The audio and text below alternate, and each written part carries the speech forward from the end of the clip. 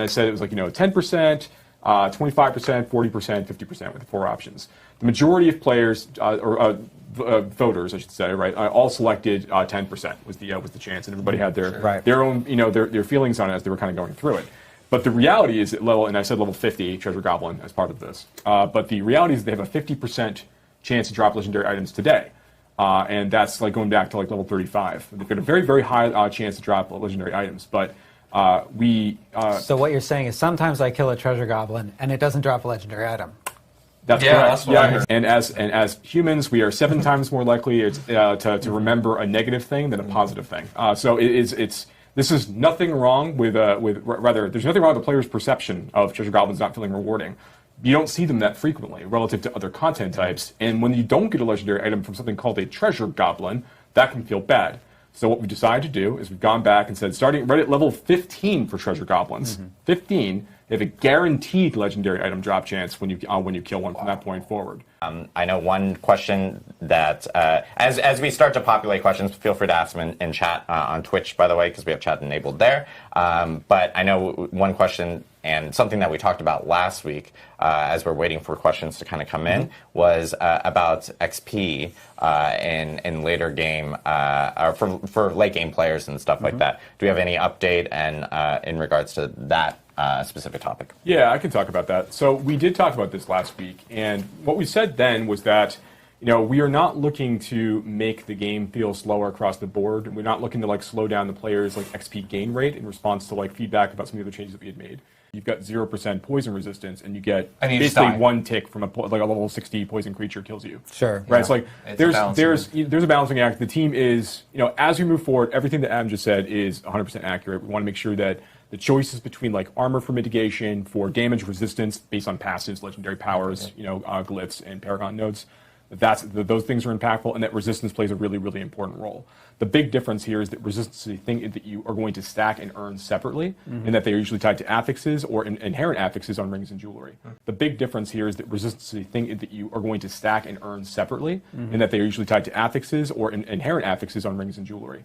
So it means that some players will be able to go and encounter situations where they are not going to have a predictable amount of resistance when they go into an encounter, which means that we just need to think about what that is going to feel like for that player, and imagine a world where they are able to still complete the content, but it's much more effective to have the appropriate amount of resistance. We need to make that feel impactful.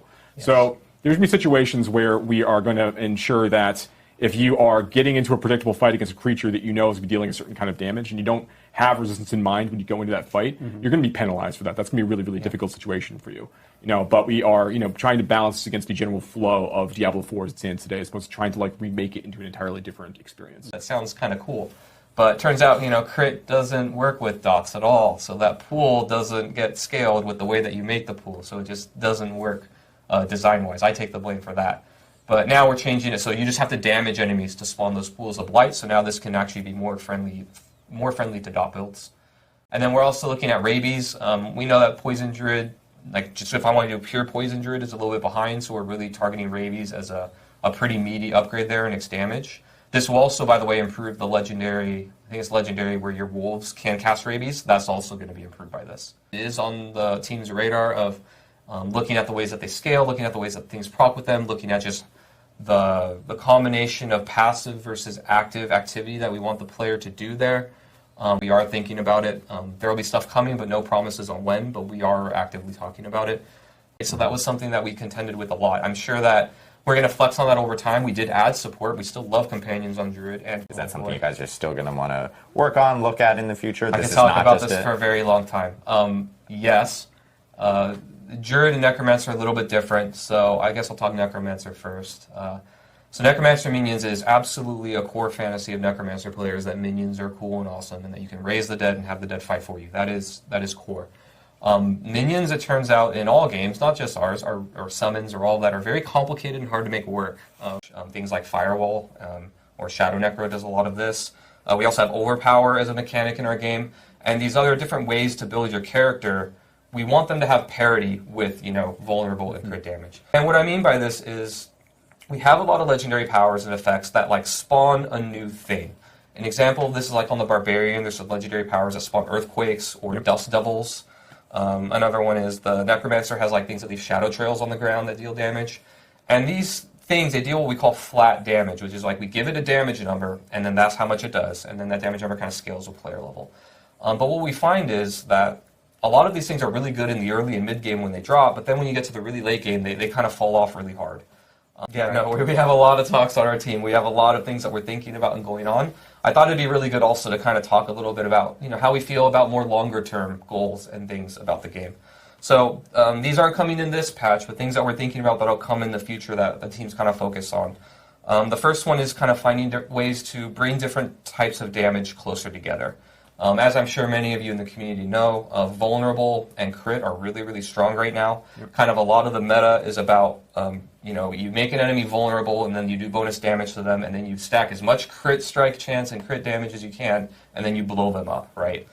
Our game actually was foundationally made with other types of builds that aren't only those in mind, right? Another one that kind of opens up more ways to play and just makes it more usable is the Searing Heat Legendary node. This one is when you cast Fireball or Meteor, now it just increases your crit strike chance across the board for 5 seconds, so you can get that crit strike and use it on any of your skills rather than only on them.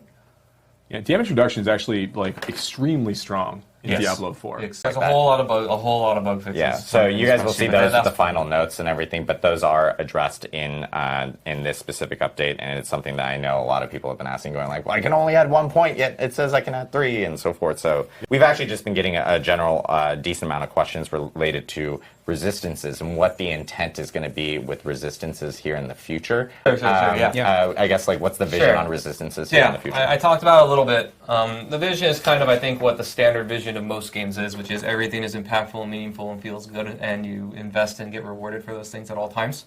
But, reality is a little bit harder than that, but that is kind of the North Star in what we're trying to do. The idea is that when you invest in elemental resistances, you will notice a difference in the damage that you take. So we didn't talk about this last week, but we have gotten a lot of feedback before about the about players, particularly in World Tiers 3 and 4, fighting dungeon bosses and world bosses, and being able to go in there with their enhanced power. Now they've got some uniques online. Their build has really come online, and they've got a lot of damage to vulnerable targets. They're mowing through some of these bosses faster than we expect, right? So, or rather, fast enough that's not really challenging and not really engaging. So we are boosting the health of bosses in World Tiers 3 and 4. At brackets as you're kind of going up the experience. But in exchange for this, in exchange for making some of these pieces just a little bit harder as players are going through them, we are also going to be making a change to the rewards that you get from going through these. Yeah. So now, after 1.1.1 goes live, dungeon bosses starting at level 35 even, so this is before you can get into World Tiers 3 and 4. And then it's the so once you've done that, or once you've killed those, you're going to have a guaranteed legendary item drop in that space. One of our goals is kind of, I think, obvious to the community. We want to kind of improve the effectiveness and the fun of the Sorcerer and the Barbarian. So we've got a lot of changes coming in there. For the Sorcerer in this patch, we're focusing on reducing something that we call Kiss Curse mechanics, which is kind of, I know, a very designery term.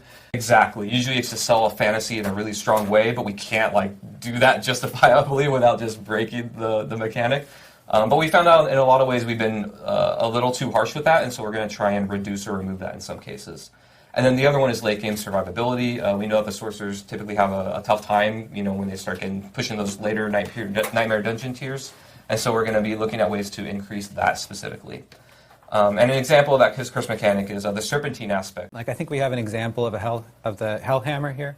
Yeah, kind of. It's a little bit more complex than that. So we're going to delve into one of our examples of what we're updating here. But when we update a unique item, we actually update Hellhammer in 2 different ways. So we're increasing the duration that the ground is going to be ignited and burning, and then we're also increasing the damage. And that's the actual unique effect power, the exciting thing that the item does. But you can see here on Hellhammer, we're also doing another change where we're actually granting you a bonus critical strike damage and removing the bonus damage to crowd control enemies, right? So when you complete a Legion event, that's going to also give you a guaranteed legendary drop starting at level 35. There's a chance before 35, but it's guaranteed at level 35. You're going to have one pop in. And I said it was 10%, 25%, 40%, 50% with the 4 options. The majority of players, or voters, I should say, right, all selected 10% was the chance, and everybody had their own, their feelings on it as they were kind of going through it.